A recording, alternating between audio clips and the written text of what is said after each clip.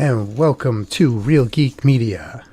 We get together every other week. We're going to talk about all things entertainment related, celebrities, interesting news stories, and the media industry. I am Hayden Stoll. He is Christopher Michael Blake. Christopher, what is new?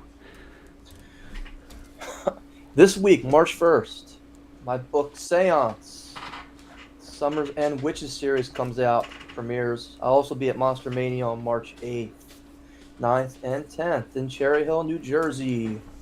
So buy your tickets now. They're 80% sold out for Saturday and Sunday already, and they will sell out beforehand. I believe John Cleese is going to be there. Brad Dourif, the voice of Chucky, will be there along with his daughter, actually. Yeah, they'll have a Lost Boys mini reunion there. Not the big guy. Starship Troopers Casper Van Dien's going to be there. Nice. Yeah, so they got some talent who's going to be there. It's. I think John Cleese is going to be the big draw, though. I mean, he's a huge star. So. Yeah, that sounds pretty interesting. These conventions, they're. I remember back like when Walking Dead was in its height, right? And they had like the Walker Stalker Con, and that was like huge. And these things they're good. They give a chance for these celebrities to connect with the audience, for writers like yourself to connect with the audience and fans, and I think that's a pretty cool thing. So get on down there, check out Christopher, check out his new books, check out the other reunions and celebrities. Should be a fun time. Tonight, however, is nothing but misery. Misery loves company, Christopher. And I don't mean at work either. I mean, just, tonight is misery. Yes. Yes. Yeah. This is a movie I have not watched in a very long time. I did enjoy it though. Yeah. This is a good James Caan performance, and it kind of put Kathy Bates on the map. I agree with that. Yeah. Yeah, we'll get into that. We'll get into it. We're going to talk about Misery. Are you watching anything? Have you seen any movies or anything lately? So, this past weekend they had a movie come out. We didn't have an opportunity to go through what the weekend box office was for this weekend, but there was a surprise number 2 at the box office. Do you know what movie I'm talking about? Number 2? Yes. I don't. It's another Netflix series. I mean, I don't know if you've seen the fact that they released The Chosen into the movie theaters. Oh, no, I didn't know that. Yeah. The season 4 of the story of Christ and the apostles and the biblical stuff that goes on there. The movie this week that was number 2 at the box office behind we'll get into this too, is the Bob Marley movie, was Demon Slayer. Oh, really? Yes, it is Japanese anime. It's based off a Netflix show. Interesting. So I watched the first couple episodes of that, and I was like, maybe it gets better. I don't know. I mean, again, it's got 4 seasons, and I think it made like $15 million at the box office this weekend. That's not too bad. Man, that's not too bad. That, again, it goes back to when you look at the fact that the opportunity missed for a movie like Roadhouse, that they won't be putting on the big screen. They're just going to take it and put it right on Hulu, and it's just going to be there. And I'm like, well, why would you do that? You're missing out on the opportunity for people to go see this in the theaters and to make some of that budget back. Yeah. You're talking about something like The Chosen, where, again, it's something they're going to release on Netflix anyway, and for it to make a couple million in the theater in addition to whatever you go for on streaming, it's a huge opportunity. Yeah, it's a win-win. So, it's surprising when some of these companies do that. They really go all in on just streaming only. I don't understand. Also started the TV show The Outsider. Okay. And if you're not familiar with that, it's on HBO. It's been out for 3 or 4 years. It's directed by Justin Bateman. And I'm enjoying that a lot. Now this is Stephen King. Jason Bateman. Who's the other guy in it? The guy from Rogue One. The guy from. I didn't recognize him. I don't know. Recognize. What is his name? The name? only person I recognize is the lady from True Blood. She's in there. Ah. Yeah, she has a very interesting character. I mean, when I sit there and I watch how this character's developing, I sit there and I get so jealous because it's such a great character, and it's like, man, why couldn't I have thought of that? Nice, So it's good because nice, she's very good at what she does, and in addition to that, the character's very well written. So nice, nice. I took this. What was it? Just the other day, rewatched Dune, the recent one from 2000. Was it 2001? I'm sorry to hear that. And it's I enjoyed it more on the rewatch, to be honest with you. And then Dune 2 comes out this coming weekend, and yeah, I was kind of in preparation for that. Now, I've watched last night I don't know if you've kind of paid any attention to this, to the Walking Dead spinoff. I've seen people talking about it and hyping it up, and I just can't get into it. The Negan series just killed me. I got like through 3 episodes of that, and I said, Yeah, that was a tough one. So I watched this one. It's called The Ones Who Live. All right. Not going to put any spoilers or anything out there. This just came out. Recommend it or no? Or Yes. And I'll say this: when you compare it to the Dead City, I think that's what that one was called, or the Daryl one, which were super slow and kind of just, you lose interest quick. This one felt like an HBO series. Like, it felt like it had that kind of budget behind it. And it was really just well put together, production value, some good performances. Obviously, you're getting some cast members that have been gone for a long time. Everybody's eager to see back. I would definitely take a moment to check it out. I know you were a big Walking Dead fan. I'd say take a moment, check it out. I think you'll enjoy it. okay. Aside from that, gaming wise, just got big into playing the Division 2. I don't know if you've played that. It is on PC. Okay. So you could probably get it cheap, and we'll go run around apocalyptic Washington D.C. together. Oh. But that's where I'm at. I don't even have time right now to be playing video games. I'm wall to wall crazy busy right now, but I would love to be playing video games right now. Yeah. So I had to ask you. You said, hey, look, this is a great movie. Misery, James Caan, Kathy Bates. Where do you rank this among all the Stephen King movies that have been made? I ranked this pretty high, right? I've ranked this pretty high. This was in that wheelhouse of, like, I think this is where, like, we started to see, like, the Stephen King movies, which were kind of like, just, I don't know, they feel cheesy, like the ones in the late 80s, right? This one kind of, I think, was helped to turn it into more of like legitimate,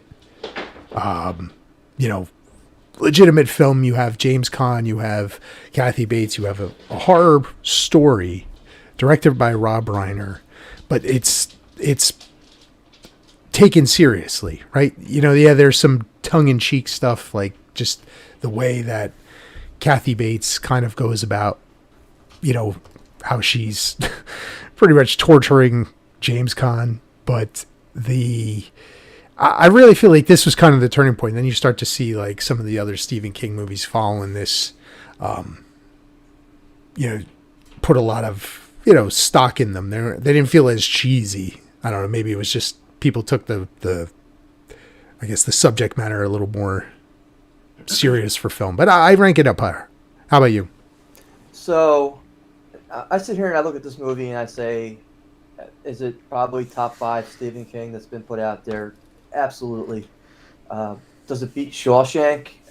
It's a little bit hard for me to believe that it would. Yeah. Although this is the only Stephen King movie to win an Oscar. I don't know Interesting. if you're aware of that or not. No, I was not aware of that. Kathy Bates took home Mm-hmm. Best Actress for the movie. Only Stephen King. So Shawshank, which was nominated for all those Oscars, never actually did win an Oscar for any of those. It's a shame for Morgan Freeman because he definitely deserved Best Supporting Actor. Oh, no But question. Yeah. Frank Darabont did a great job with that. But uh, Stand By Me, I think that's a higher quality movie also, which was actually put out before this. Before this one, yeah.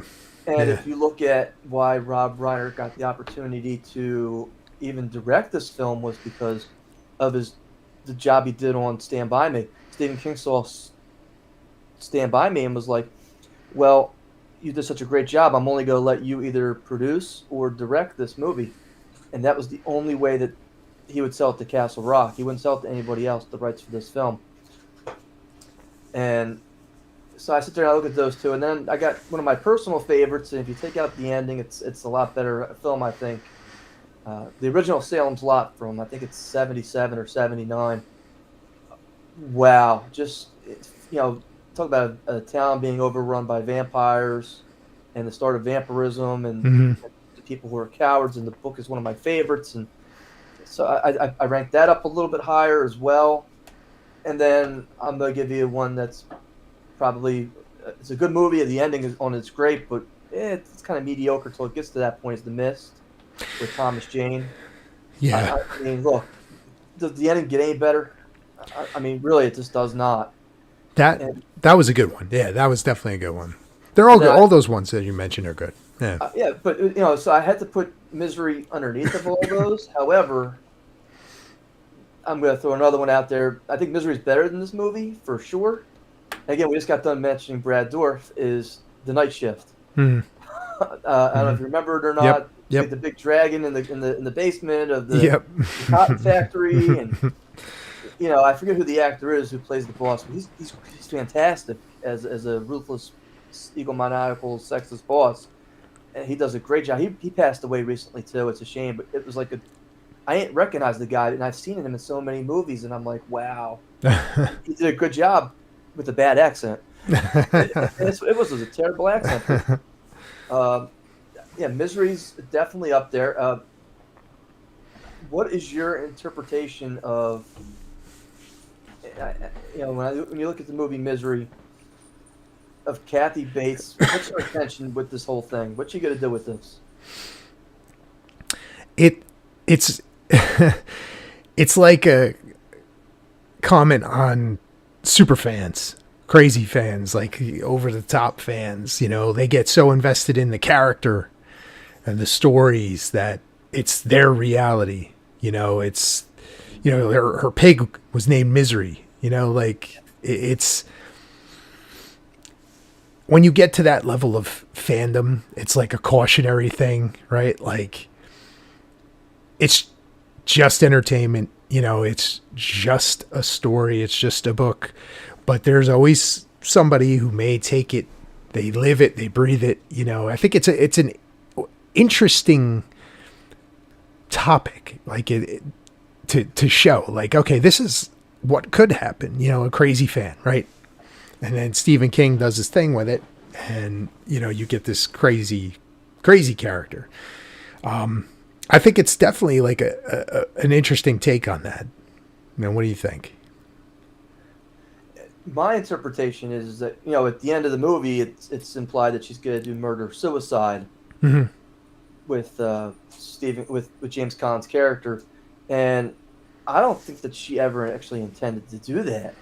I think she intended to steal that script and republish it as her own, Mm. and try to take over for him and let Misery live. Because again, you see she got hit with the frying pan, and then the Tweety birds going around. This bitch was cuckoo. I mean, Yeah, she was not definitely playing to the nuts. full death. Definitely nuts. And the fact that she was able to tell, well, the penguin always faces a certain direction, and that's how I knew you were out of the room. That scene You know, was wild. yeah. Where James Caan and he's reaching for the knife that's not there, and then she's got it. Yeah. Yeah, that Even how he takes the pills and he starts kind of just,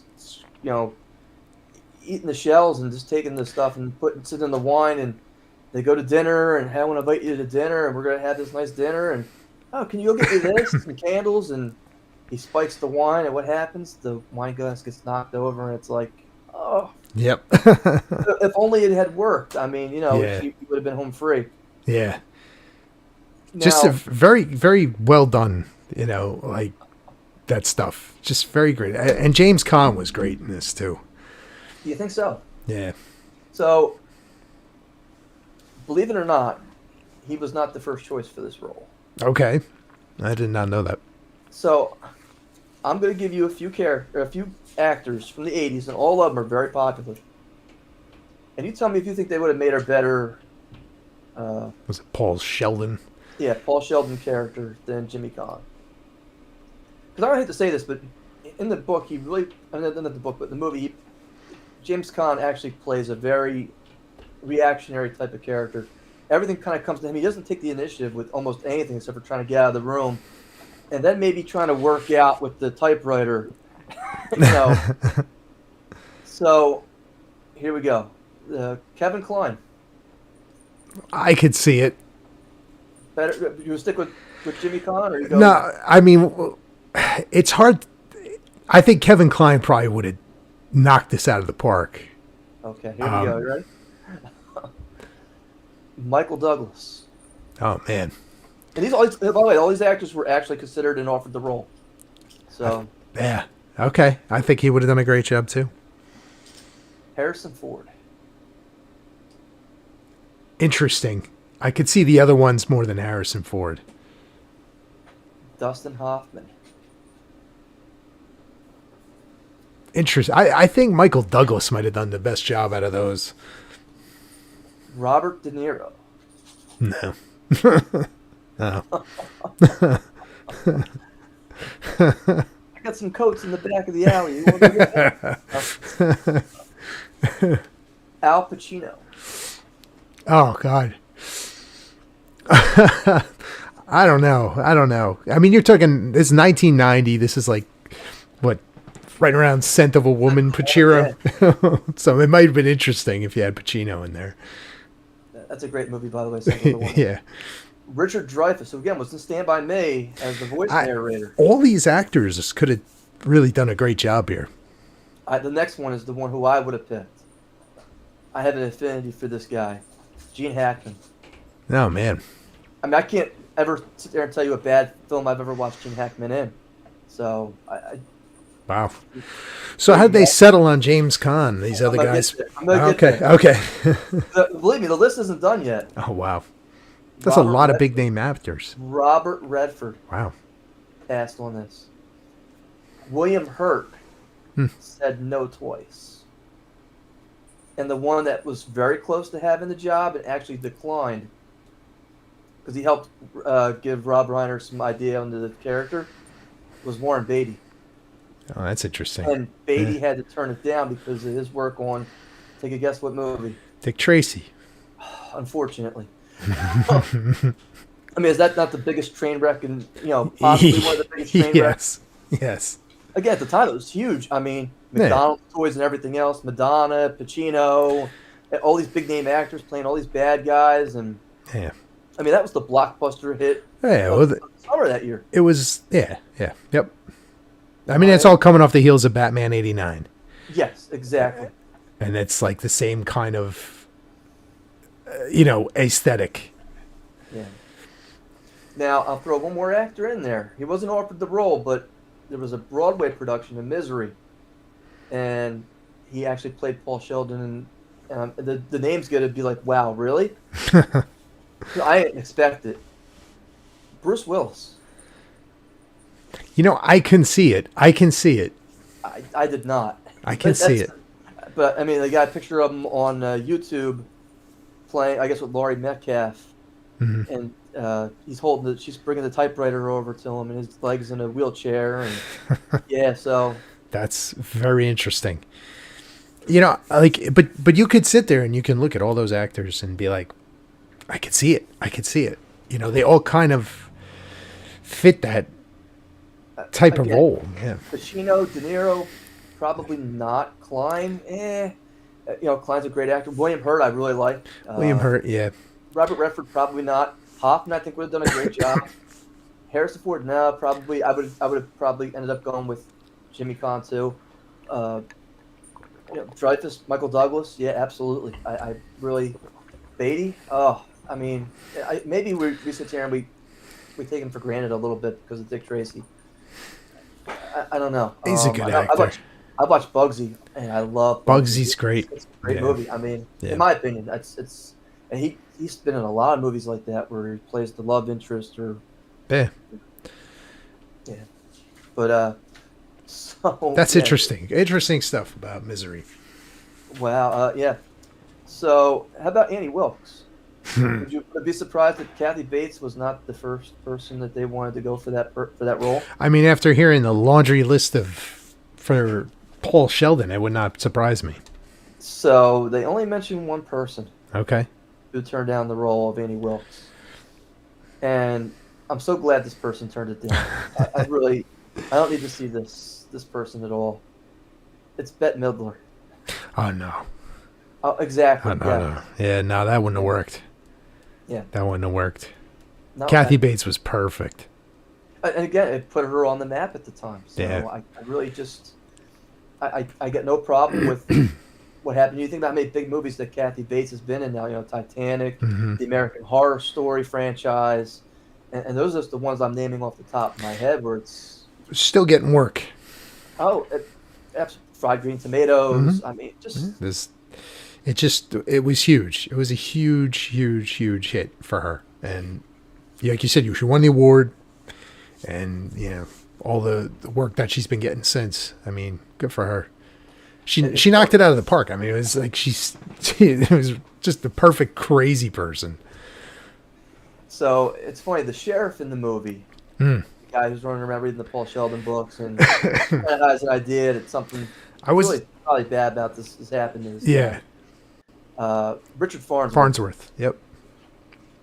It's funny because I was watching Instagram clips today, and I'm scrolling through, and they pull up one of my favorite ones from The Natural.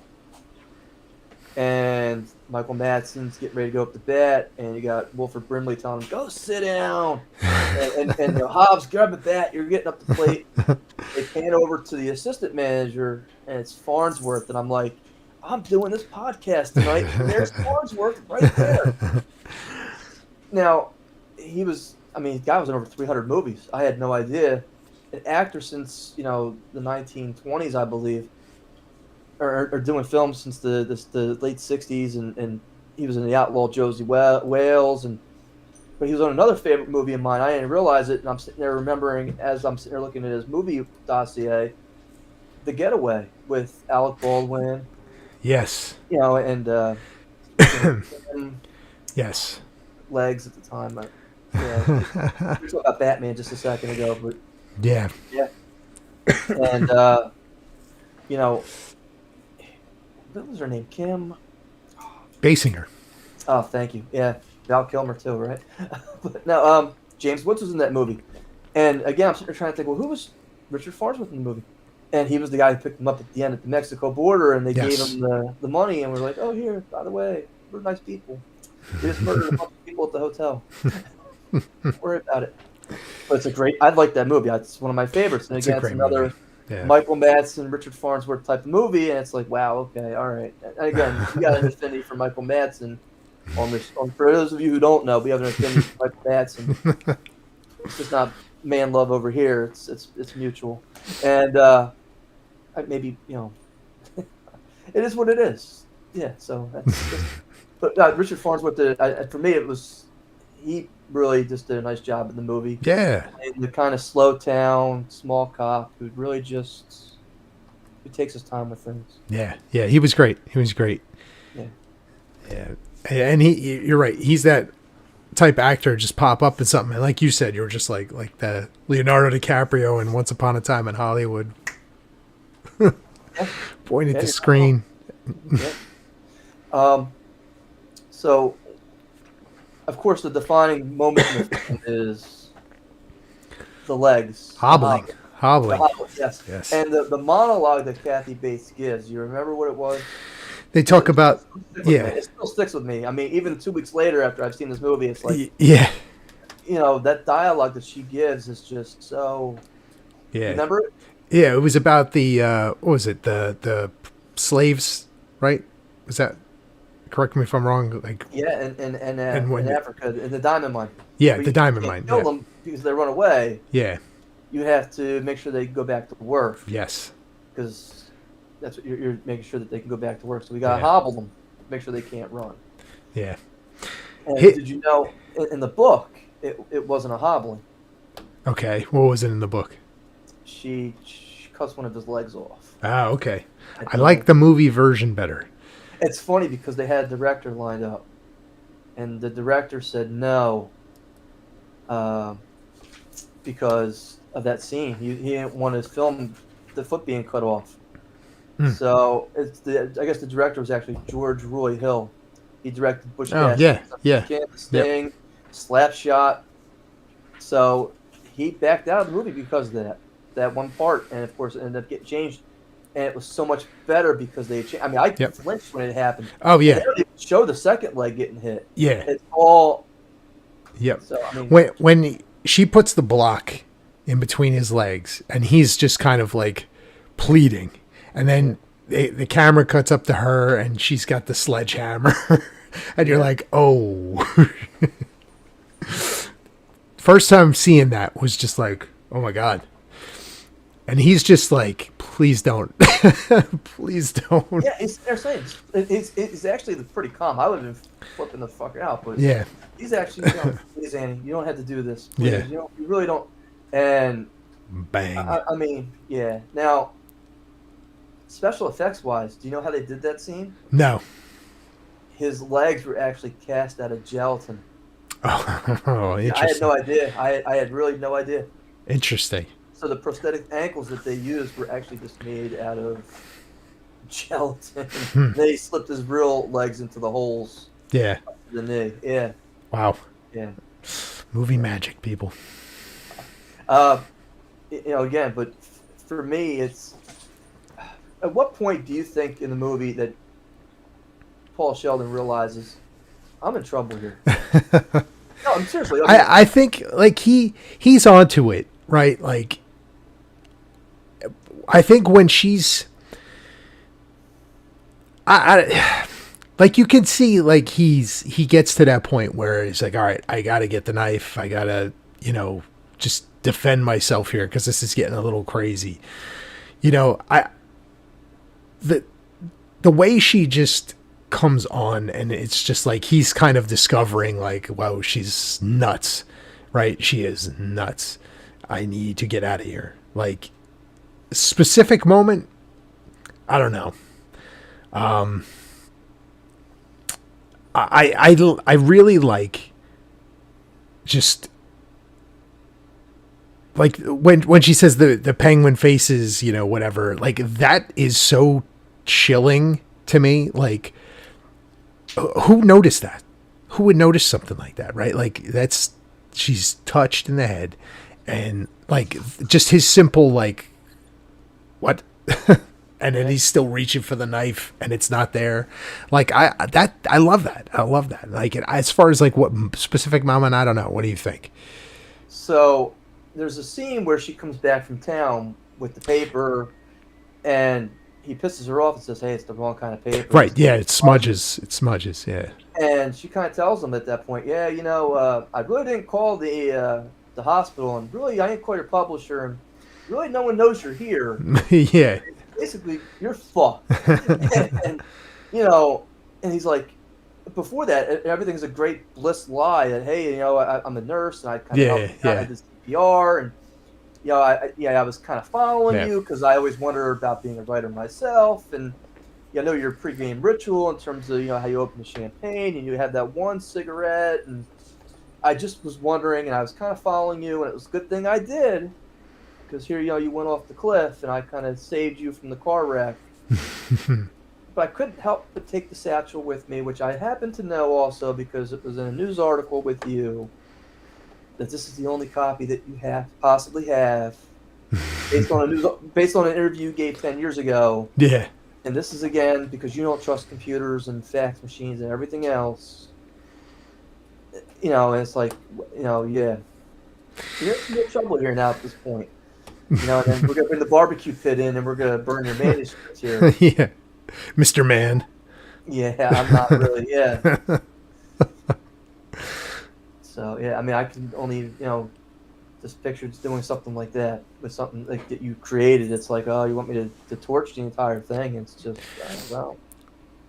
And like this one rewatching it must get you a little bit more like being that you're an author, and it's probably just like shit.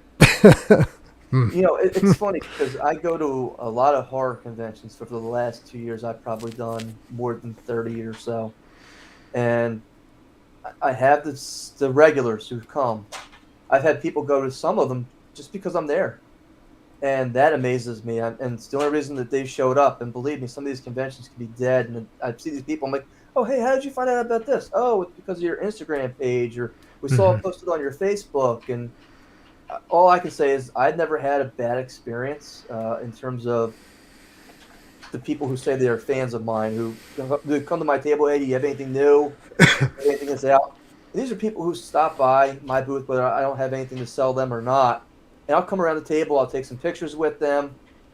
And again, I've seen them 3 times earlier that year. Hey, how's this going? What's kind of going on here? And they're nothing but nice people. I can't complain. Don't get me wrong. You get some people who say, I'm not really into what you're writing, or, hey, there was a mistake on this, there's a mistake on this, and this wasn't right, and this wasn't. And I'm like, well, that's great. How's your book coming along? And, look, that's what I'm thinking. I don't say it. Yeah. I don't want to be rude on this. No. Hey, I appreciate you pointing that out. And, have you seen these other ones over here? And, but it's what it is at that point. You don't like it? Hey, I appreciate it. Don't worry about it. Yeah. Better luck next time. But no, everything's, I don't have anything going on like that. I'm more worried about my, my family being there and stuff like that. That's what I worry more about, because you got to watch the world we live in nowadays. You got lots of kooks. And when we go over the news, I'll read about some of those kooks. There's a lot of them out in the world. Yes. Coming out of the woodwork. Yeah. Let me tell you, it's nasty out there right now. And not like Kathy Bates crazy either, or Annie Wilkes crazy. So I have a question for you. And it goes along the game we've been playing the last couple weeks. And for those of you out in the audience who don't know, Hayden and I have been having a philosophical debate whether Gary Busey's character from Lethal Weapon could best... Mr. Joshua. Yeah, Mr. Joshua could best the bad guy in Commando. Captain Bennett. And I've been flip-flopping, and Hayden and I definitely have our opinions. Would Annie Wilkes be able to take either one of these guys? I'm going to say no. Really? Yeah, because I don't think that they would get suckered into this. That's a good point. I really don't think Mr. Joshua has time for Annie Wilkes or Captain Bennett. Not one of them. Now, maybe she gets an unsuspecting Hans Gruber. Maybe. Because maybe he doesn't see it coming. But these other 2 guys they're the heavies, they're the muscle, they're soldiers. They don't got time for this. Like these little, you're going to tie me up in the bed? What? No. I don't think so. You're going to break my ankle? You better kill me. It's funny. If I remember correctly, we I don't know if we agreed or not, but that Hans Gruber would probably be able to take Mr. Joshua and Captain Bennett out. And now you're saying that it's funny that you guys would not be able to. I see. That's the thing. Like, I just don't think. Like, imagine like Annie Wilkes trying to pull a shtick on Captain Bennett. Do you think it works? Like, I only say Hans Gruber because maybe he can relate to people a little better than the other ones.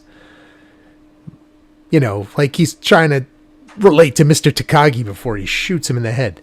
You know, he liked his suit. You read about him in Time magazine. All my bearer bonds. Right? Like, I'm your number one fan. I think his ability to be a little more human than the other guys would lead him into trouble here, because he may put his guard down unsuspectingly. You know, look at John McClane's wife, right? Okay. She kind of, he didn't realize it till the end when he lifts up the photo, and he's like, oh, it's her, you know, like she was kind of like the inside man, so to speak. But, you know, the other two, I just don't see it. Like, they're too much animals to, you know, they don't have a human quality in them, right? Like, whereas James Caan, he's just like, I'm just an author, you know, I'm like a regular guy, you know, I don't know. So I think maybe, but that's like only on a day where Hans Gruber might be like, something else is on his mind, he's planning the next heist. Maybe she gets him that way. That's an excellent point. I didn't think about that. And initially, I am so dissatisfied with both Boosie and Captain Bennett. I thought maybe she could actually do it, but maybe you have me changing my mind. I just think they're too one track, you know, like kill. You know, I just don't think that they would fall for it. They'd see through it. Okay. Fair enough. Fair enough. Before we transition to the commercials, I have to ask, where do you rank this on Jimmy Caan's, like, what movies do you think are better? Which ones do you think are worse? What's your favorite Jimmy Caan movie? I'm not super familiar with his whole filmography. Now, I'll give you the ones that I enjoyed him in. Okay. Godfather, you know, Misery. I don't know if you've ever watched Way of the Gun. I was going to say that one. He's great in that movie. Might be one of my favorite James Caan, you know, but, you know, he's in that one, he's just like playing the old guy who's been through it. You know, he's stiff as a board, you know, like he doesn't turn his neck, he turns his shoulders to look at you. Like he's just a mess. Him and the other guy who's in that movie who's great. The other old guy. Yeah. Yes. Yeah. Okay, you're not going to die in the car now, please, so we can get this on? And what's great about those is like those old guys are all in like the members only jackets, real unassuming, you know, khakis, polo shirt, members only jackets, but they're dangerous guys, man. They're the old guard. That's a great movie. If anybody's not seen Way of the Gun, go watch that. Christopher Rollerball from the 70s. Rollerball. Yeah. That's one that's often forgotten. I mean, yes.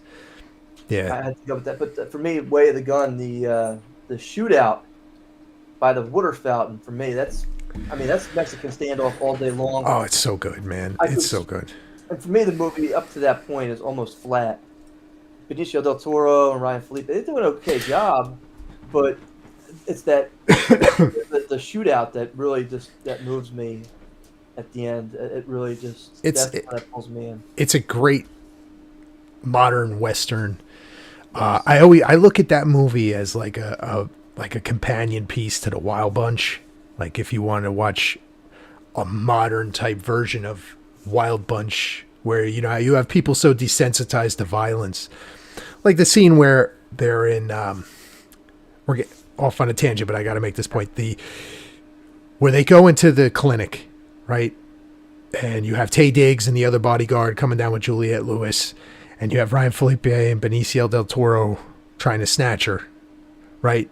And they meet like in the middle of that hall, guns out, you know, ready to go, and all the people are just kind of sitting there like, huh?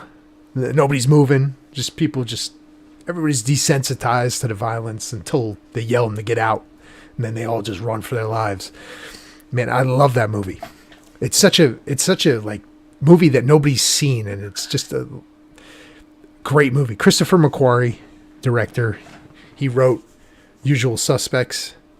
This was his first directing job, and now he's like doing all these Tom Cruise Mission Impossible movies. I mean, he's a great director. let me ask you another question, misery related again. Before I just kind of the end of the movie. Not to give anything away, the movie's been out now for what, 35 years, 34 years. Paul Sheldon's sitting with Lauren Bacall in the restaurant, his agent, and he's written something completely different in his career. He's transitioning. He's finally going to succeed or possibly accept these accolades from the writing, profession that has basically ignored him because he's been a one-trick pony his entire career at this point. Successful, but I mean, really not given the accolades or the honorable mentions at this point. And then here comes, hey, I'm your number one fan. It's not Kathy Bates, it's the new server, but he sees Kathy Bates' character, Annie Wilkes, as he's looking up at the cake. How long do you think it takes him to get over this? Oh, he's scarred for life. Like, being kidnapped by a fan and abused and tortured and almost, killed. I don't know if he ever does. I mean, I'll say what it does give him is a good font to draw upon for future novels. But, how long do you think the whole torture goes on for at the cabin? I don't know. Do they say how long it is?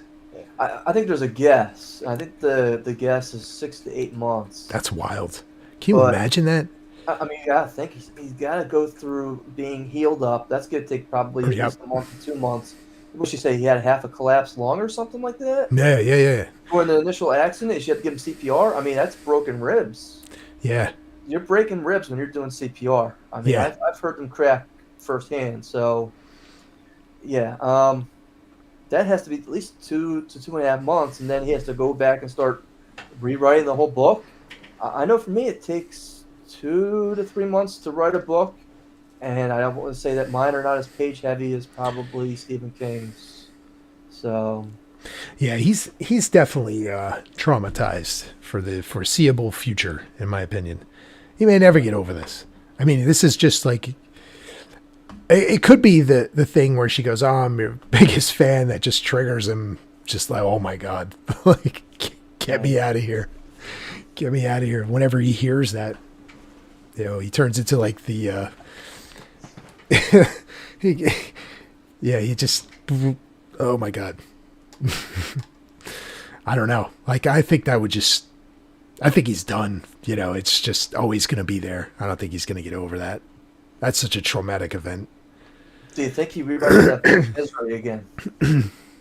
He might. Do you think he goes back to the well and say, "Hey, I got cats. Just check one more time"? I think maybe towards. He's wrote it twice now, and he's burned it twice. Yeah, I think it's something that he's got the story, and it's there in his head.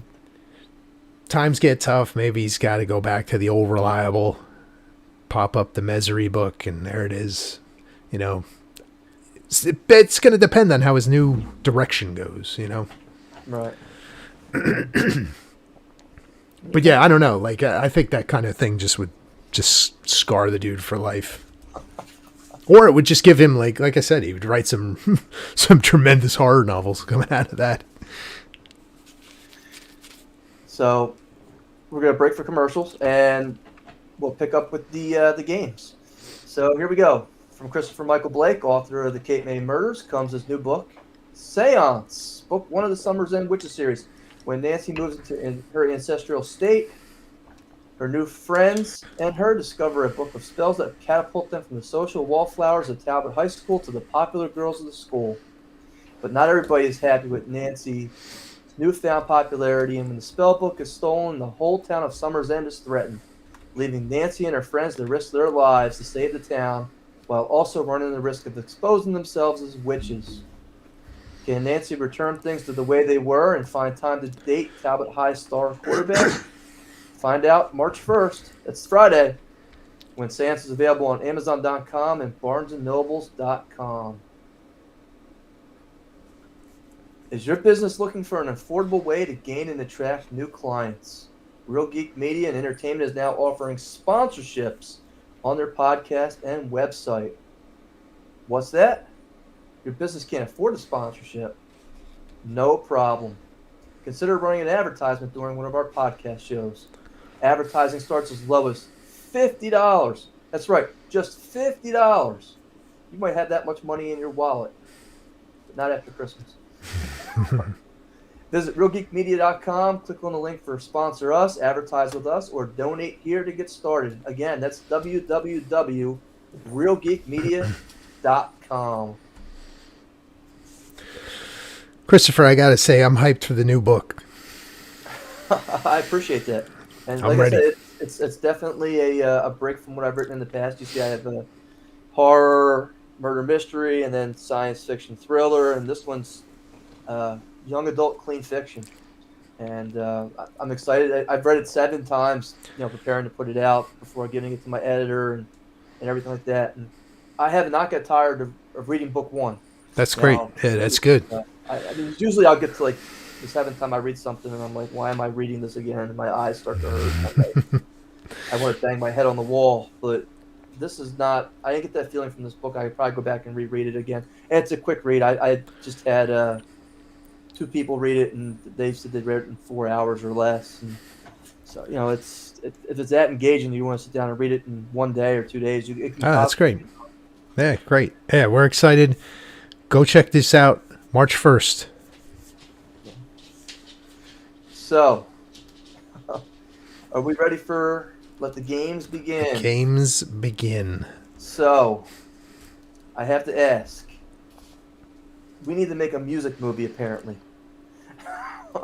Because whether it's the Elvis movie, Johnny Cash movie, or apparently the Bob Marley movie, what was the other one? Ray? I mean, big buff. Right, yeah. If you could be a movie star, or not a movie star, but a singer, and I'm wearing my Chris Isaac t-shirt under here, by the way.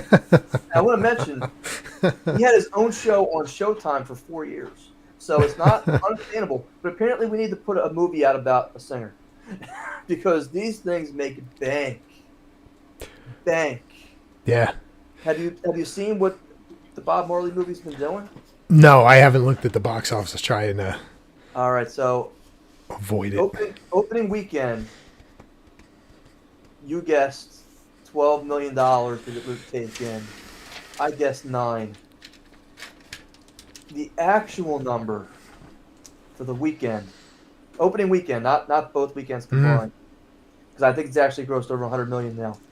51 million. Wow. Yeah, we way underestimated that. Wow. Yeah, we way underestimated. Yeah. Way under. Yeah. Yeah. I'm trying to Google to see what the movie is actually. That was One Love, right? Made. Yeah.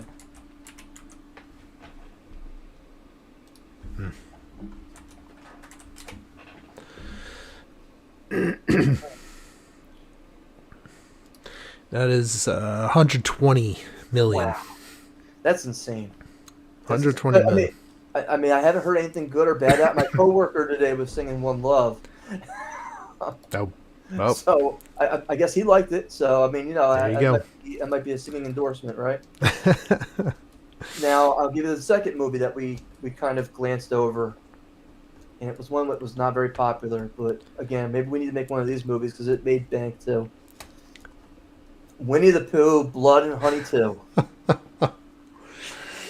And you laugh, right? I mean, come on. It's an indictment on our civilization. How did this one do? So I want to say something first. Okay. We talked about Dick Tracy earlier, and the fact that he's coming out every couple of years just to maintain the copyright of that character. Yes. Whether it's a stupid commercial on YouTube or whatever it is, just because he doesn't want the movie studios to get a hold of this thing and steal from him after he paid all that money for it. He's pretty bitter about it. He's probably going to take that to his grave. Yeah. Maybe if he's on his deathbed, he'll play Dick Tracy in something. Yeah. Just have him in the yellow trench coat. And they are planning a series of other movies, such as, I guess, Bambi horror movies. Right. Pinocchio horror movies. And I look at this stuff and I say to myself, and we just have what the Mickey Mouse one, Yeah. Steamboat Willie. I mean, Steamboat Willie. Once this you stuff hate it. hits like public domain, it's like people can't wait to make a horror movie about Bambi. And again, I don't agree with it. But so you guessed 500,000 for opening weekend. Yeah. I guessed 1.2. The actual number, again, you win. You're 2 for 2 here. Actual number was 700,000. Oh, all right. Oh, you ready for All this right. one? That, Look, there it is. You got ears on your shoulder.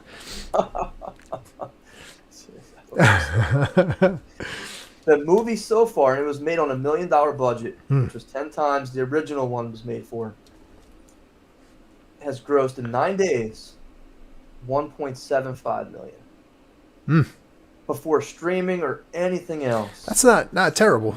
As I said, we need to come It's up not with terrible. We'll just search public domain for something people know, and then we'll just go bananas with it. Like Mr. Animaniacs. Here Yeah, you go. it's just Chop them up. like once the Smurfs hit public domain, it's over. Coming at you with the Smurf killers. Yeah. Oh, so real quick, when you just mentioned there, the budget for the sequel was much higher. I Yes. just want to say this real quick before we continue. Did you see the budget for Joker 2? Wasn't it $120 million or $200 $200 million? million. It's going to flop. It's going to flop hard. The budget for the first one was like 60 million and it made $1 billion. Like, how are you going to make a $200 million sequel to the Joker, which is, in my opinion, it's a super overrated movie. Haven't seen it. I actually have not seen it. And Honestly, I'm not seeing it. you're not missing anything. People went to see this thing because I think it was, it's Joker. And it's really just Joaquin Phoenix playing a guy with mental illness that just kind of can't take it anymore at the end, right? And interesting movie, but $200 million for the sequel with, I don't know, it's definitely going to bomb, but I digress. I think it's a good bomb for a different reason, but that's Well, my yeah. and that's Lady Gaga. The $200 million budget does not help, right? Because you figure add in all the advertising and marketing, then you got to do like 400, 500 million to get your money back. Look, when you sit there and you look at like A Star Is Born, that's her. That's her life. That's not a lot of acting's required. Mm-hmm. I watched her in American Horror Story, and okay, she's getting deed from behind. Okay, I mean that's what it is. No, I'm serious. That was the extent of her character. No overall growth. No, it doesn't matter that I think she's got a big nose. I look at her like when she played what was it, Marcos in the last movie she was in. Where she played the Italian. And Right, yeah. The Ridley Scott. the bomb, yeah. Yeah. And I sit there and I say to myself, look, I never saw the movie. Maybe I shouldn't judge it, but I don't think anybody else did either. No. And I wouldn't pay her a boatload of money to come on to my film to play Harley Quinn when you have Margot Robbie, who's doing a Yeah. phenomenal job. She might not like the role. She might not like the sexualization of it. She might not like the outfit she has to wear, but she's good at it. And you don't walk away from something like that. And Yeah. if you included that Joker with the Robert Pattinson, which again I haven't seen, but again it's supposed to be a very good movie, I would have opted to do that film instead of Joker 2. Oh, yeah, definitely. With again, is Batman going to make an appearance? Probably not. Or maybe he does it again with the Hey, credit or something. I don't know. Yeah, it's I don't know. I'm just not interested in seeing Joker 2, but like I just thought the budget was interesting, and you jogged my memory with that. With the But you don't need to have. I mean, look, this is showing you that for 1.75 million for 9 days on a franchise. I mean, look, the first movie was made. This is gonna blow your mind because I was running the numbers today. Winnie the Pooh, the first one, was made for $100,000. You know what it took in? what was the total? $5 million. I mean, that's massive. And I'm going to tell you something about Hollywood is that if you have something that's successful and is making money, They will keep going to that bank and that well. And if you don't believe me, look at the number of Fast and Furious sequels. That's all they do. Because like Hollywood's run out of ideas. Oh yeah. And you're stupid if you leave the series at that point. Because let's face it, Vin Diesel's been in all these things. He hasn't been in another movie since, other than playing Rocket Wreck, other than playing Groot. He played a tree. Which again, that's all he says is "I am Groot." And hey, that was probably 5 Marvel movies ago, but they're going to keep using his clip, and he's going to continue to get paid on that. Yep. I mean, let's face it. I mean, has he been in anything else in the last couple of years? Nope. He doesn't need to. Nope. You know, that whole X trilogy, okay, it wasn't very good, but I mean, he tried. You know, he didn't get the money. He went on the second one, and he's like, okay, Ice Cube can do it. And then he came back for the third one when they met his demands. Yeah. So. Yeah. So here we go. The last one. Last movie. I just see the Hindenburg just crashing into that New Jersey field. Here we go. Madam Web. Oh boy, yeah. Oh boy. Hayden, you showed some real love with this one, and you guessed $5 million. That's Winnie the Pooh numbers, okay? I guessed 10 million. Yeah. The actual number was 15.1 million Okay. over the weekend. Now, do you know what the budget for the movie was? Oh, 150? It was just under 100 actually. Okay. However, it's 2-week total. 25 million. Yeah, not good. 25 million. No, and again, they're saying this is an even bigger bomb than Morpheus at this point. And I can't believe that they just talk about, we're going to bring him back for, you know, an Avengers type, you know. Oh man, just wait, man. Sony's got the Craven movie coming out. Like they're just bombs everywhere. Like they just, if it's not Spider-Man, it's a bomb. Like I don't know. That's rough. That's rough. Like this. Is Craven going to be going after Spider-Man, or is that just an independent? Oh no, this is the Craven origin movie with.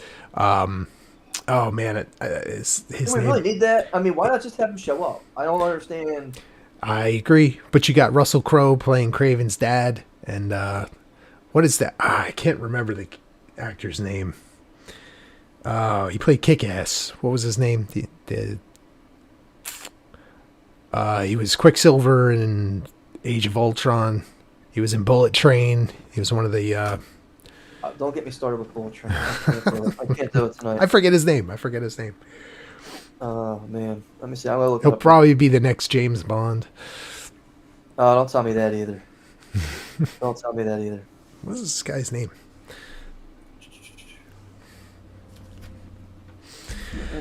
But yeah, it's. I got it right here. It is Aaron Johnson. Aaron Taylor Johnson. That's the one. Yeah, Aaron Johnson. Again, I couldn't tell you who he even is. I never. Yeah. Yeah. Nope. Let's see. What's this guy? Oh, that's Craven. Oh, I don't know. Craven. Yeah. Russell Crowe was in there. You know, look. I don't know, because what they're saying they're going to have a Gladiator 2. Oh, you see what the budget on that is? It's $200 million. It's going to bomb. Well, you know what? It depends. If it's Ridley Scott. Well, here's a problem with Ridley Scott. He's become a artist. No, he's just become like a production machine. Like a movie every year, sometimes two. The man's almost 80 years old. Like, there's something to be said with taking time, crafting a movie. This guy churns this movie out onto the next movie, churns that movie out onto the next movie. What was the last good Ridley Scott movie? Was it The Martian? I love Ridley Scott, and it hurts to even say that, but... I mean, you know, I like Prometheus. Well, look, Prometheus failed, but visually it's amazing. And it had a lot of like, oh, I hope this goes somewhere, and it doesn't go anywhere. Interesting choices in that movie. I enjoyed it, but I believe Alien Covenant, the first hour of Alien Covenant, is tremendous. I think the second half of Alien Covenant, when you start to bring in the Prometheus ideas, Oh yeah. terrible, Yeah, terrible. yeah, not good, not good. But the Yeah, first half of it is great. yeah, yeah. But like Napoleon, I think didn't do what I think they thought it was going to do. I still want to see it. I still Yeah. want to see it. Let me ask you a question now. We're going to deviate a little bit here. Have you seen any of the movies up for Academy Awards this year? I couldn't even tell you what is nominated. Like what? Let me pull that up That list. Yeah, I mean, I saw Oppenheimer, and I was very impressed.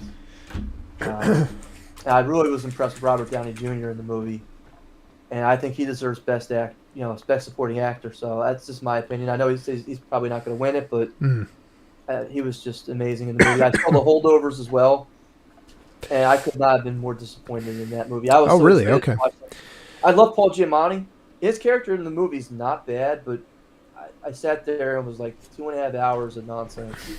So I'm looking at the Best Picture nominations, and the only one I've seen out of all these is Barbie, and I did not like that movie. No, that was trash too. Like I said, Holdovers was, I thought, 2.5 hours too long. But for me, Oppenheimer, there's a moral of the story because the way it's written. And I don't know if you know, one of the producers is James Woods. Oh, really? Yeah, so if you follow him on X, he talks about it a little bit. But the story is about them in 1940 needing him as a physicist to help build these bombs, even though he has ties with communists Right. at the time. And then they fast forward. The movie goes back and forth between the 1950s with the McCarthy era, where they're rooting out communists now, and they're going after him, and they're attacking him, and they're attacking his top secret clearance, versus, hey, we really needed this guy for us to win the war back in the 40s. And now all of a sudden, 10 years later, if we're revising history, woke, if you get the drift, in terms of them rewriting things, and now we don't need this guy anymore. He's a communist. He's on our radar, and this is what we're going to do to get rid of him at this point. So that's interesting. Yeah. Oh, it's very, again, it's 3 hours long, and Cillian Murphy does a good job. I'm not saying it doesn't have its slow parts. Yeah. It does. Emily Blunt's character is a little narcissistic, but overall, I mean, Chris, it's very well done. It's hard to go wrong with a Chris Nolan movie. I mean, a lot of his stuff is good. However you feel about maybe Tenet. I enjoyed Tenet. It was a lot of people will watch Tenet and they're like, I don't know what happened. But I didn't mind it. I didn't mind Tenet. I enjoyed it. I thought it was good. But, some of his stuff, I didn't really care for Dunkirk. I thought that was kind of overblown. That's why I was kind of like, I really did not. I tried watching Dunkirk, and I'm a history guy, and I'm on the beach. I'm on the beach. I'm on the beach. I'm on the beach. Should have called it. They should have called it. Yeah, they should have called it Barbie. I just really did not like Kenneth Branagh's in Oppenheimer. Yeah. He does a great job. I love Kenneth Branagh as an actor, but in Dunkirk, I was just like, yeah. I don't know. My head was gonna hit the table. It was like, boom, and just didn't do it for me. No, I had to agree with that. Yeah. I had to agree with that. But that was probably my biggest Nolan disappointment was Dunkirk. Yeah, well, it was Dunkirk. I didn't think it was anyway. Yeah. So we're gonna go to upcoming releases. Yes. So the next 2 weeks we have two, I think, big blockbusters coming out, which for March is amazing, because usually these don't come out till summertime. Yeah. The first one, Dune 2. I think this is going to be a massive hit. I mean, I think it's going to do. I think it's going to crush this weekend. I'm going to say weekend box office, I'd say 110. That's very, very, very high. I think it just crushes. I think people are ready for blockbuster movie season, and people are hyped for this movie. The first one came out during the pandemic, so it never got its real theatrical run. I remember watching it when it came out on HBO Max, and I think this movie, like if I was to pull up like my AMC app and just kind of see if I try and purchase a ticket for this weekend and just look to see, how many seats are filled. Might be too early still, but I'm not sure on that. Now, let me ask you a question. Is it premiering also on HBO Max this weekend? No. Really? No, it's just theater release. Just the theater. I'm surprised that they're not at least doing a double release. That's what they would get more people to a subscription for the year, and I think more people would watch and get HBO Max as a result. So I'm a little surprised by that. I can't argue that, but I think they're trying to give this one its due because of how the last one kind of went out. Just when it was only streaming. Let me look at Friday night here, and let's do 6:30 p.m. in Brick, and you got 3/4 of the theater filled. Wow. Okay. I think it's gonna be big. I think it's gonna be big. I was not planning on going that big. I was going to say 30 originally, but you got me revising my estimate. I think that I think we'll go 40. $40 million, I think, is a is what I'm going to go with. I think 110's out. I mean, that's Spider-Man, Batman numbers for opening weekend, in my opinion. I mean, is Dune 2 that big? Well, look at it this way. Don't do as well as no, but you have the in-demand young actors, Timothy Chalamet and Zendaya, right? Wonka and, yeah. They are at the height of their popularity right now. Zendaya wasn't really used much in the first one. She's going to have a big role in this one, right? People like these two actors, especially the younger crowd, are going to go see this. Now, is the subject matter something that I think, like, if my kids were teenagers, both of them teenagers, like, would they be, oh man, Dune, I need some hard science fiction? No, they're going to go see the actors and some action and some, spectacle. I think this is the movie that brings in the box office season, right? Here we go. It's starting off with Dune 2. That's how I feel. I'm high on the box office for this one. So here comes the second movie then. Kung Fu Panda 4. I think it's going to do well. I think so too. I think it's going to do well. I'll go 35. I mean, this is the movie that gets the kids, right? Like, I can't argue that number. I think that's an excellent number. I think this is the weekend, man. March 1, you got Kung Fu Panda 4. What's not to like about Kung Fu Panda, man? Those movies are great.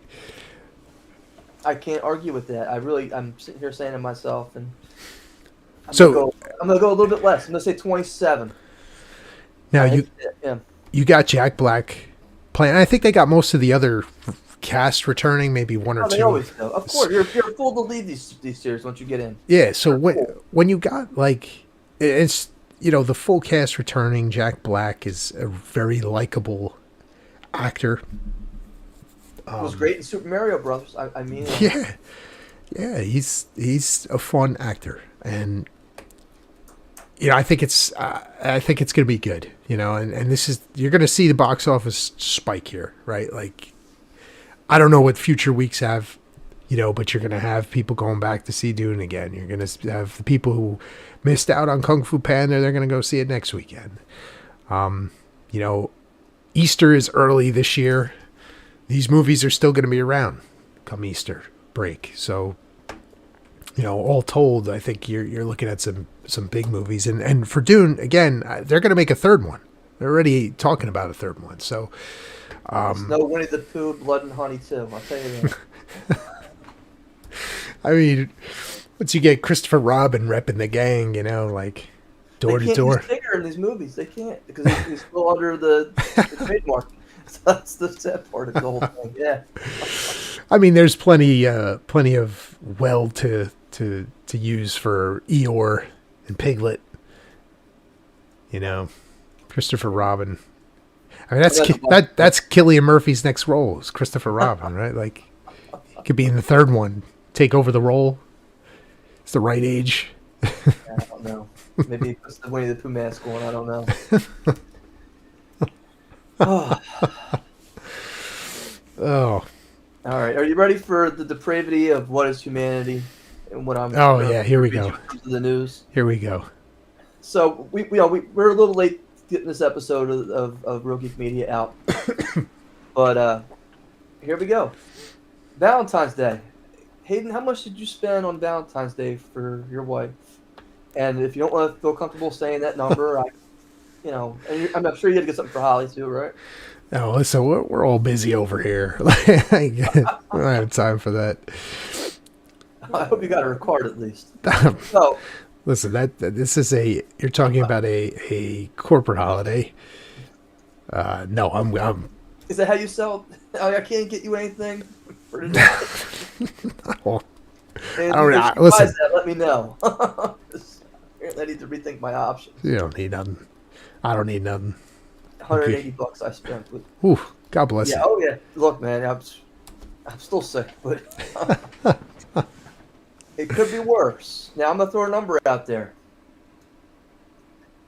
Travis Kelce spent on Valentine's Day $13,000 for Taylor Swift. Now, my question to you is that too much or is that too little? Again, she's probably the most star on the planet. Listen, that's way Probably the most beautiful star on the planet right now, according to the media. And is 13,000 too big or is it too much or is it too little? It's way too much. She could buy and sell that dude like 5 times over. Like, he shouldn't be getting nothing. Like, what? I mean, you got a Super Bowl party. You got probably going to get a ring for as much, you'll probably get the spin-off show, Travis and Taylor. Like, come on. $13,000. I mean, it's a drop in the bucket for both of them, right? So it's the thought that counts, but like, she could drop that dude any minute and keep it moving and not miss a beat. So he spent $2,100 in flowers in a Parisian hat box. Another 250 roses for another $2,100. This time in hot pink. My goodness. Handmade rose sculpture by Paragold worth $3,100. And then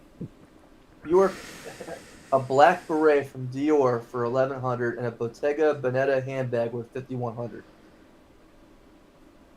So that's what he got her. So, in my opinion, I don't think he spent enough.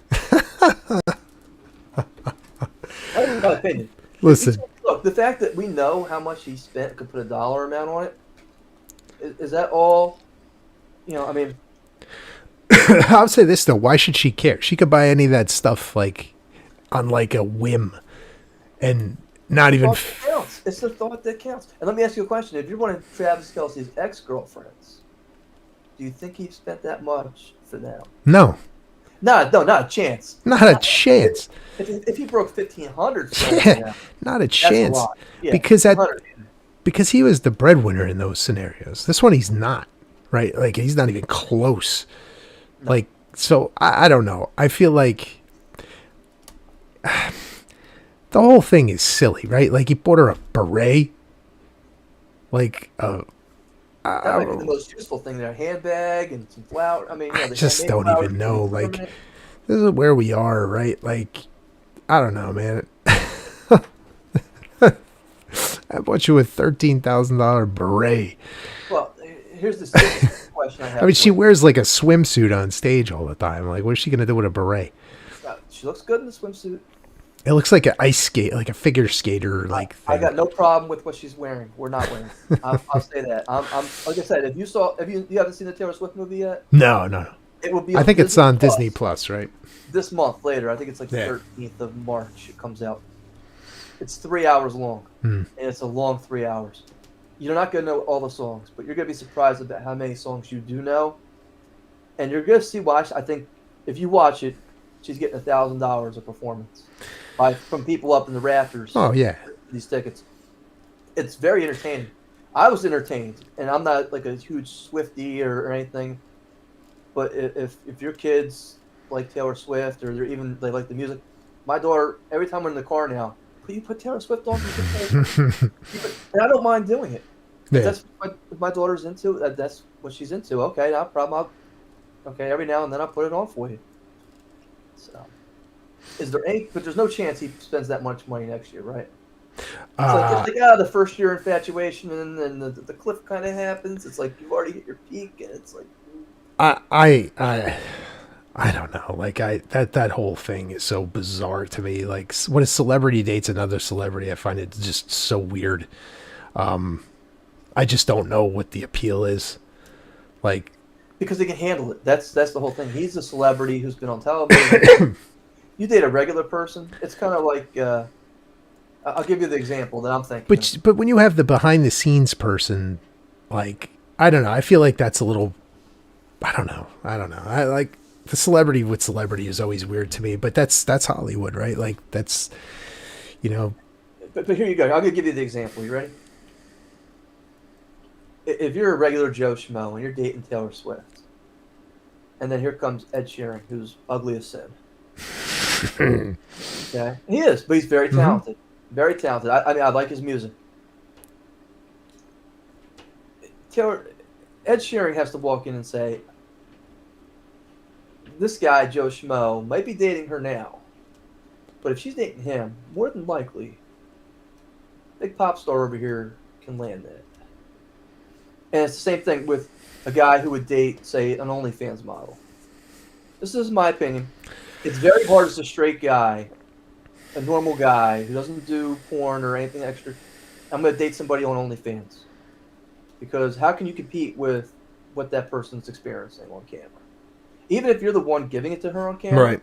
You know that every dude's sitting there watching, subscribing. That's how she's making her bread and butter. And you sit there and say, okay, well, I'm getting paid too and supporting me too. Yeah, that's great. Until you go to the school and all these dudes are sitting there going over and saying, hey, can I get a picture? Can I do this? Can I do that? And all this attention, and it's like, well, you know, we're kind of trying to eat dinner here, or we're just trying to have a private moment. And again, you need all these guys from the gym coming over and trying to hawk your girl. I mean, how do you compete with that? 1,000 dudes trying to come over and pick up. I mean, how secure can you? I mean, it's. So, I think Travis Kelce can at least handle that. He's had a reality TV show where girls were trying to fall. All right, well, you look at his previous.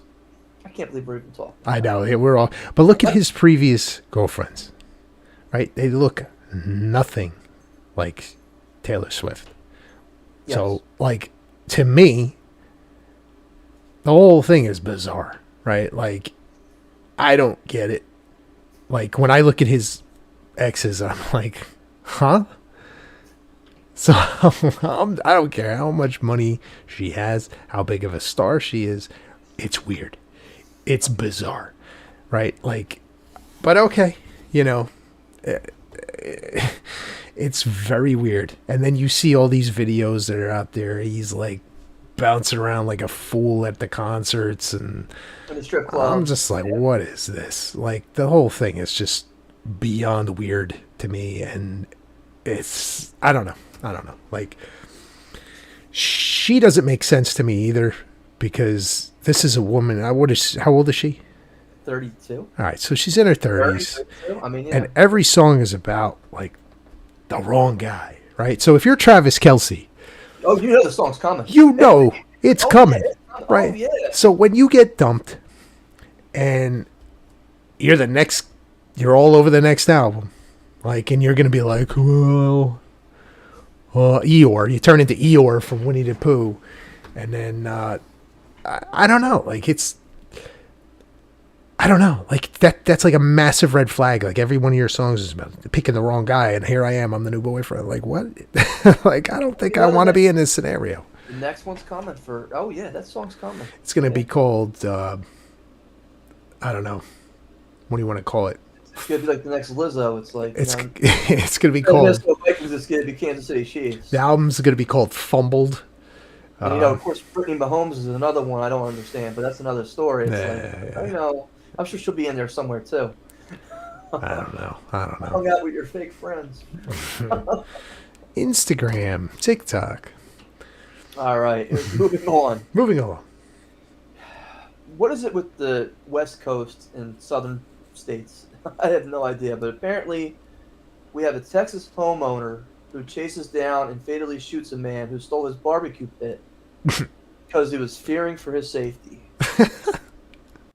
A Texas homeowner chased down and shot dead an alleged thief who stole a barbecue pit from his property over the weekend. Are you ready for this? The man attempted to drive off the barbecue pit, the thief, leading the homeowner to pursue him in his own vehicle. All right? Got a car chase. This is in Texas, only in Texas. The owner of the barbecue pit catches up with the thief and the passenger, short distance from the house, gets out of his car, and of course, the guy and the driver makes a sudden move, and the homeowner then fears for his safety, and well, several rounds, not just one, several rounds. Yeah. It was not a good attorney. Oh boy. He thought his counterpart was reaching for the firearm. The alleged thief was pronounced dead at the scene. Well, Yep. let that be a lesson. Yeah. Never rub another man's rhubarb. Yeah, well, you never know what's going to happen in Texas, though. I'll say that. Well, like that's where you got, the open carry out there, so you better know better. Don't be messing with another man's property. All right, here we go. I'll give you the next one here. Arizona man just released from prison steals truck hauling Corvettes because he needed a ride home. A man stole a semi-truck hauling $1 million worth of new Corvettes from an Arizona truck. Told deputies he only took the truck because he needed a ride home after being released from prison. See, he meant the prison was his home. He needed to get back. Isaiah boy. Walker, 23 of Oklahoma, assaulted and robbed the truck driver at a Love's truck stop in Wilcox near Interstate 10. The victim was lulled into a false sense of security before being thrown from the cab. The man who stole the Corvettes, the man who just released from prison, says he didn't really want the Corvettes. He just wanted the truck so he could get home because no one bothered to come pick him up from prison. Yeah.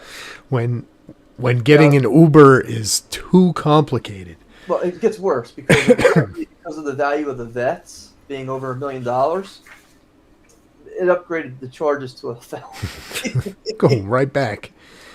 Felony robbery, yes. 11 counts of theft. So this is like the Brooks spin-off from Shawshank. This is what happened. This is what happened when they send them back. Look, Brooks couldn't handle it on the outside, so he assaulted the truck driver, and they sent him right back to Shawshank. I don't know about that. But okay. Oh, here we go. Another one from Phoenix. This one's from Arizona. Nah, it's the place to be. Are you a golf fan, Hayden? No.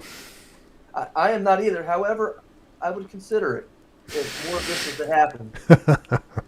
Are you aware that they have an event out there, a golf open, called the Waste Management Open? No. Yes. And apparently, every year it turns into a drunken debacle where people get naked, they run around and start fighting each other. Is this sponsored by the PGA? Oh, yeah. Oh, yes. Yes, here we go. Wasted fans have infamously turned rowdy at the Waste Management Phoenix Show Open and turned it into a shit show. At least that's how one PGA Tour golfer described Saturday's throngs at the TPC in Scottsdale, which had to shut down their alcohol sales, which, believe me, they're not going to do unless it gets bad. That's bad. Yeah. That's bad. It's totally out of control in every hole, according to a South Korean-born golfer. I'm not going to try to pronounce his name.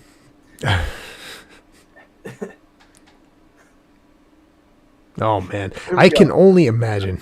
It gets better. Here we go. Yes, I know what I signed up for. I wrote along with the shrugging emoji. I've been here multiple times over the year. It was fine until today. It's just a personal experience. You have to There were sign a videos, waiver. there were videos posted of fights breaking out in the galleries and fans shouting, "We want beer," as well as one shirtless male fan diving into a sand trap. Nice. When was the last time the PGA Tour was on World Star? Look, this is exactly what I want to see, though. Yeah. This is spring Apparently, break. one of the golfers had enough and told the fan to shut the fuck up. And enough is enough. Yeah, You know what? That one, that might not be bad to watch that whole thing break out. here you go. One of the participants posted on X. This guy missed the cut, by the way. Here's some dumb stuff, but the roars are epic and the environment is very fun. I actually love it, Max Homa said. The tournament is called the Greatest Show on Grass. And check this out. 200,000 fans Wow. participate on the course, often with unruly behavior beginning on hole 16. Oh my goodness. If you think I'm making this stuff up, here's a guy in a headlock. There you go. Again, There you go. Full contact golf. and Jordan Spieth was there, I guess. Oh yeah, of course. By the way, here's the guy on the. You just can't. Oh man. That's great. That's great. The police had blocked it off. I drove up. I said, "How much to get back on the course?" And the police officers told Spieth, "We're at capacity. It's hazardous." I need you to sign this waiver. Yeah. So yes. All right. So that's the Waste Management Open. I guess you know what you're getting Listen, into. next year, Christopher, we'll That's- we'll do a live on site. So I saved the best story for last. Okay. Because I think it's the most interesting. And believe it or not, I think it couldn't top those other ones. It does. All right. And again, we got to California for this one. And I love this guy. I really do. You talk about, I think, celebrities who speak their mind and they're not afraid of what they say or potential backlash because they really don't give a fuck. And this guy gets right up there. It's Sir Charles Barkley. Yes. I love the fact that he'll gamble. He doesn't have a whim with it. He'll tell you exactly what he feels about somebody. I just think he's entertaining. Mhm. Whether he's spitting on a young kid or being a mascot for the team, I can't get enough. He deserves his own reality show. Yes. It doesn't have to be anything more than just him talking. Yes. So Charles Barkley eviscerates San Francisco, calling it for homeless crooks during the All-Star game. That's the new postcard. Oh, yes. You could do an Charles Barkley on an episode of Full House. Charles Barkley, the TNT basketball host and legend, likely won't be planning any vacations to the city anytime soon. While he was talking with Warriors forward Draymond Green and ex-Pacers star Reggie Miller on TNT's alternate broadcast during the NBA All-Star Game on Sunday night, Green said, "Hey Reggie, we love you. Let's not have another All-Star Game in Indiana. Let's just, have this be the last one." Then Barkley came out and said, this time around the talk of the cold in Indianapolis, if you had the chance between being cold or around a bunch of homeless crooks in San Francisco, which would you take? Oh man. Yeah. Barkley added, "You can't even walk around the stadium down there in San Francisco because it's so bad."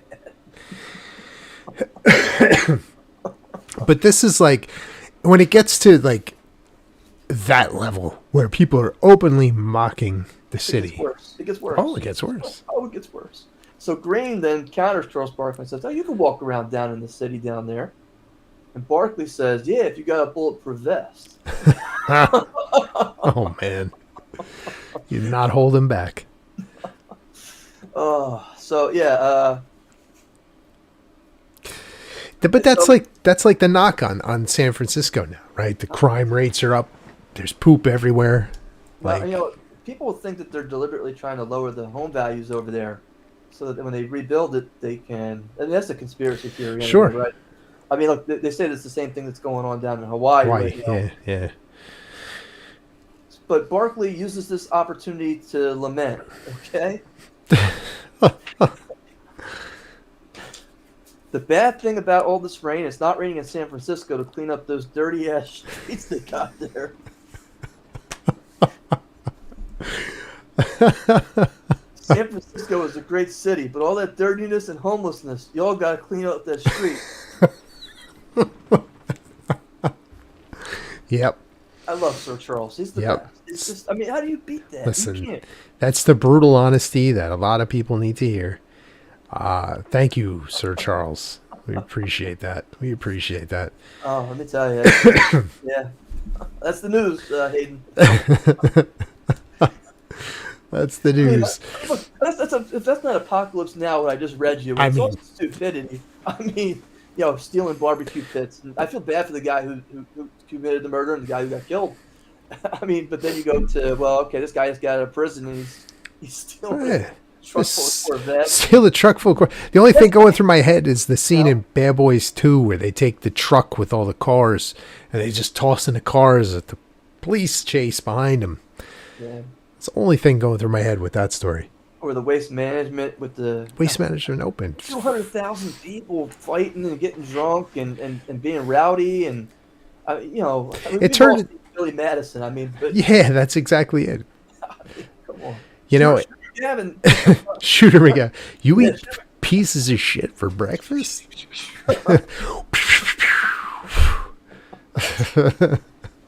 Shooter. He came up with that on his own. Oh, did he? He came up with this on his own. He was talking about that being the fact that and he's content with it, actually. I forget the name of the actor. And he's been in a lot of different movies. Yeah. The fact that that's the role he's going to be remembered for. And he says that he thoroughly enjoyed the process. And most people would be like, I can't believe that's the movie I'm going to be remembered for. And he that is such a cult classic movie. Something. I forget his name off the top of my head, but he's because he was on the Rich Eisen show, and he was saying, I came up with this on my own. He was very proud of it. He was like, I came up with this on my own. I'm like, if it works. He was great in that movie. Yeah. He was great in that movie. Yeah. He was. Hour and a half. Wow. I mean, I can't believe we filled an hour and a half. Hour and a half. It went quick. It did go quick. Time to go. Anything that you want to see coming out? Well, I'm going to do my best to see Dune 2. It's kind of where I'm at right now. Baseball season's starting up, so got to make some room for some Yankee broadcasts. And look, the soap opera's just starting because Marcus Stroman is the cancer that you can have. In that ball. Man. Look, I understand he throws a lot of ground balls. And he's going to win 15 games this year, Christopher. And he will, but the infectious disease that he will spread throughout that locker room. So believe me, I wanted him for the Phillies. Listen, but he's just not a clubhouse guy. What I understand. I mean, I don't know the guy personally. I just, from what I understand, he's not a clubhouse guy. He's going to make all the haters love him. It's going to be a beautiful season for the Yankees. I'm excited. A lot of people are picking the Orioles to win the division. I can't wait to see the Orioles. One trade does not make a division winner or a World Series winner. It doesn't matter. I mean, because a lot of things happen. It's a very long season. Yes.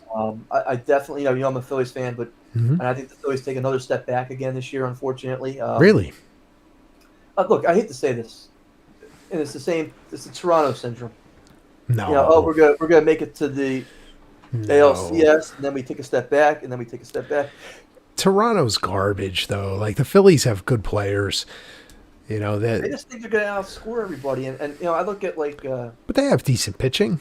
Oh, they have great starting pitching. It's their bullpen where they have nobody, and it's like I don't know how much time. Can Rob Thompson go like this anymore? I mean, I don't know. It doesn't help that the Braves are there, but are you? They got better. But they've already. Listen, you're going to get in on the wild card. You know it already, right? Are you worried about the Mets? No. Are you worried about the Marlins? No. Are you worried about Nationals? No. You got second place locked down. you're pretty much a shoe-in for wild card because they're going to win 90 games. It depends on health and everything else, but But you got a full season of Harper, right? Barring injury, right? Yeah. You got a full seasons from all these guys, right? You got Nola stuck around. I think they're going to be fine. The thing you got to worry about, though, is this. We haven't really seen any of their starting pitching get hurt in the last 3 or 4 years. Right. And you got to sit here and think to yourself, what's the likelihood that you can keep rolling the dice on aging pitchers? Well, it's and again, I look at Blake Snell being out. We're spring training's opened up already. Yeah. And you got a guy who's a Cy Young Award winner who's still out there because he's looking for a multi-year contract. He's got the wrong agent.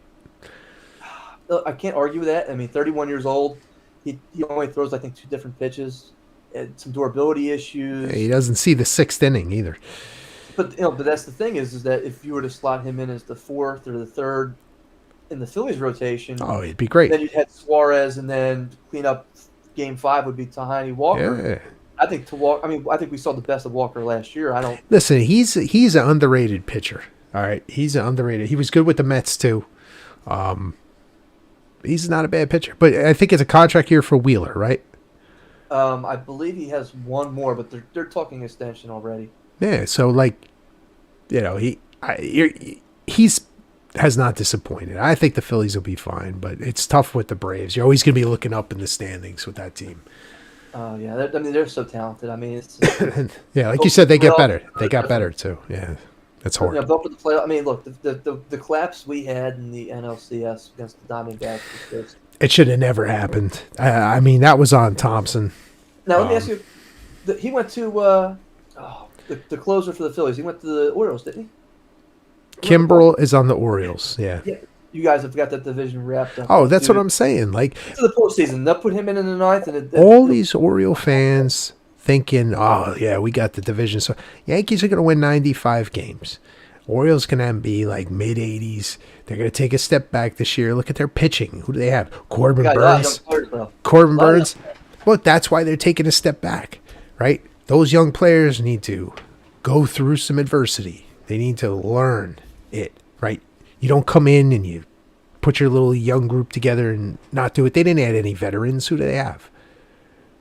Right? It's all young guys, right? And you have a bunch of no-name pitchers who are unproven, Bradish. Okay, we'll see what he does this year. Corbin Burns, I'm not scared of him. No, you don't have Bautista. He's out. So you got Kimbrel in there. I can't wait to see that. Throw him in there, please. Let him close a game. I see Aaron Judge take him deep. Regular season, he'll be fine. Yeah. He wins the playoffs. The playoffs, he's just going to get torched. Yeah, that's what happened. Yeah. So I'm not worried about the Orioles. Orioles fans should be worried about the Yankees. But we could do our sports podcast another day. What do we got next up? Believe it or not, John Carpenter classic, Prince of Darkness. Yes. Now, Hayden, I want to get your opinion on what a Captain John Bennett would look like with Satan in him.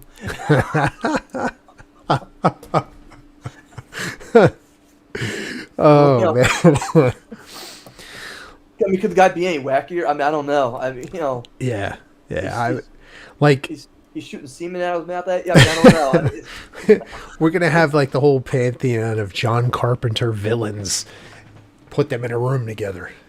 Okay, like you got the Ghost of Mars guy. Yeah. He didn't have a word of English. He's just the Marilyn Manson look-alike screaming the whole movie. One of the worst movies. It's a shame.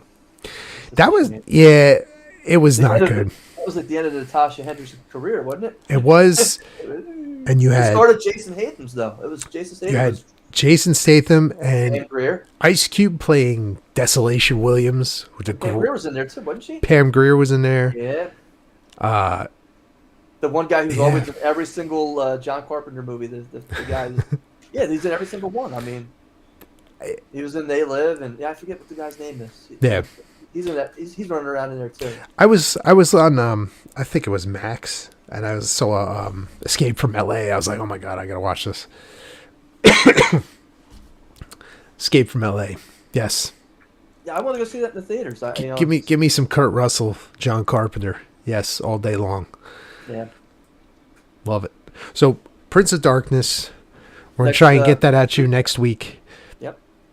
And what's coming down the pipeline? I know we got Temple of Doom coming up. I got the list over here. Hold on 1 second. I kind of threw all the other papers on top of everything. So, if you excuse me. I kind of just piled everything up here. Hold on. Dawn of the Dead. Matrix. Then The Mummy. And The Mummy. And we're well into, at this point, May. And we got the blockbuster movie season. Geeks, I'm excited. We got a lot of movies coming out. We got a lot of good stuff to talk about in the future. Christopher? Yeah. Remember, you want to advertise? Do it here. This is where the action is. RealGeekMedia.com. Check us out. Hit the link. We'll see you next time.